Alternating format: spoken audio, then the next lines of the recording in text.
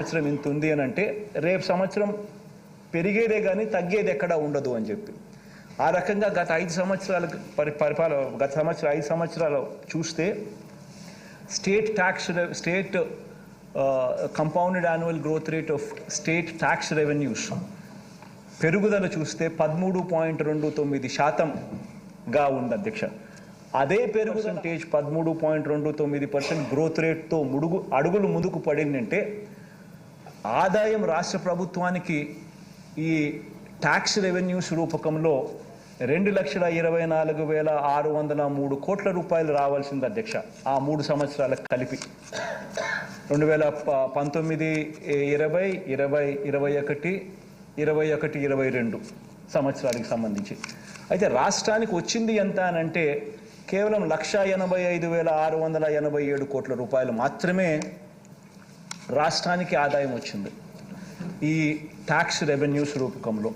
అంటే రాష్ట్రం ఈ 3 సంవత్సరాలలో నష్టపోయినది ట్యాక్స్ రెవెన్యూస్ రూపకంలో కోవిడ్ మహమ్మారి వల్ల 38,916 కోట్ల రూపాయలు రావాల్సిన ఆదాయంలో రాష్ట్రం నష్టపోయిన పరిస్థితులు అక్కడ కనిపిస్తూ ఉంటే, రెండో వైపున గమనించినట్లయితే అధ్యక్ష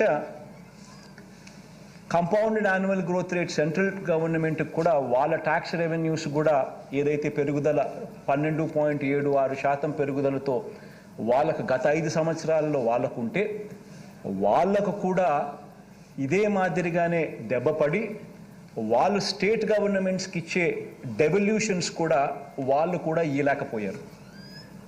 అనుకున్న మేరకు వాళ్ళు కూడా ఇవ్వలేకపోయిన పరిస్థితుల కారణంగా వాళ్ళకు ఆ పరంగా కూడా చూస్తే 27,200 కోట్ల రూపాయలు ఆ రకంగా మనకు డెవల్యూషన్స్లో మామూలు పరిస్థితుల్లో అయితే కేంద్ర ప్రభుత్వం నుంచి మనకు రావాల్సిన డెవల్యూషన్స్ మనకు రావాల్సిన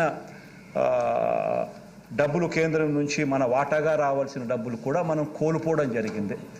ఆ రెండు పరంగా చూస్తే 66,116 కోట్ల రూపాయలు రాష్ట్ర ఆదాయాలు మనకు నష్టపోయిన పరిస్థితులు ఈ 3 సంవత్సరాల కాలంలో మనం మనం క్లియర్ కట్గా కనిపిస్తూ ఉంది అధ్యక్ష. ఇలా కోల్పోయిన ఆదాయంలో అధ్యక్ష సొంత పన్నుల రాబడి ఉంది, అలాగే కేంద్ర పన్నులలో రావాల్సిన వాటా కూడా రెండు కూడా ఉంది అధ్యక్ష.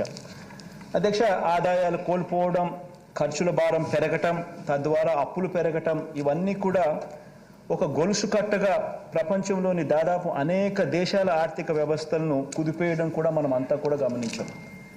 దీనివల్ల ఏం జరిగింది అని అంటే అధ్యక్ష, దీని ఇంపాక్ట్ ఆఫ్ దిస్ ఇస్ ఆదాయాలు కోల్పోవడం, ఖర్చులు పెరగడం.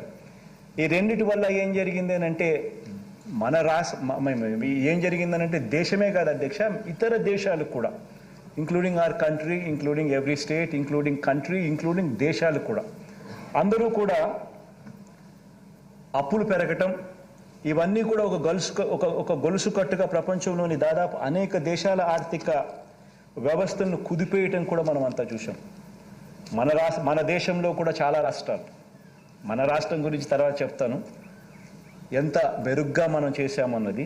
బట్ దీని కారణం, దీని రామిఫికేషన్స్ ఏమిటి అని అంటే ఆదాయాలు కోల్పోవడం, ఖర్చులు పెరగటం, తద్వారా అప్పులు పెరగటం, ఇవన్నీ కూడా ఒక గొలుసు కట్టుగా ప్రపంచంలోని దేశమే కాకుండా ప్రపంచంలోని అన్ని దేశాల పరిస్థితి కూడా అదే అయింది.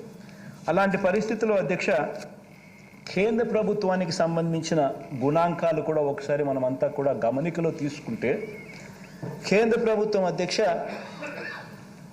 2013-14లో అధ్యక్ష వాళ్ళకు సంబంధించిన డెట్ టు జీడిపి రేషియో, అంటే వాళ్ళకు సంబంధించిన డెట్ టు జీడిపి రేషియో 2013-14లో అది 50% ఉంటే అధ్యక్ష వారు అనుసరించిన విధానాల వల్ల దాన్ని 2018-19 సంవత్సరానికి వచ్చేసరికి డెట్ టు జీడిపి రేషియోను తగ్గించగలిగారు. 50% 2013-14 ఉంటే 48% దాన్ని తీసుకొని రాగలిగారు. రకరకాల పద్ధతుల్లోనూ రకరకాల ఫిస్కల్ డిసిప్లినరీ మెజర్స్ తీసుకుంటూ మేనేజ్ చేసుకుంటూ. కానీ ఎప్పుడైతే ఈ కోవిడ్ వచ్చిందో అప్పుడు నువ్వు గమనించినట్టయితే అధ్యక్ష 2019-20 మీరు ఒకసారి మీరు గమనించినట్టయితే చూస్తే ఏకంగా 2019-20 48 కాస్త 58 నుంచి 61 నుంచి 61% ఏకంగా డెట్ టు జీడిపి కేంద్ర ప్రభుత్వానికి సంబంధించి పెరుగుదల కనిపిస్తూ ఉంది. అంటే